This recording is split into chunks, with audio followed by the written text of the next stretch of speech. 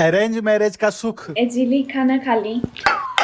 हाँ ये एक किस्म के सब्जी बनेली बारू तू हैं 4 किस्म के काहे ना बनेलू हो। हमरा 4 किस्म के सब्जी खाए के आदत बा। ये एक किस्म के सब्जी खा के हम ऑफिस जाएं।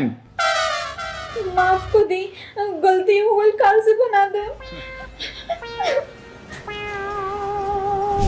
लव मैरिज का दुख। बेबी बेबी बेबी हाँ हम खाना बना के रख देले बनी, जाता नहीं ऑफिस, तू खा ली हो।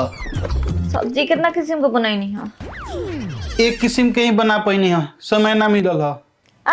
लोगों मानो कि हम 4 किस्म के सब्जी खानी। हम अपना घर रहनी तो हमारे पापा 4 किस्म के सब्जी बना के देते रहलन और वो एक किस्म के सब्जी बना देनी। हमरा को माफ कर दो, काले से बना देम 4 किस्म के सब्जी। लोगों कोनो काम के नहीं की, जाए यहाँ से।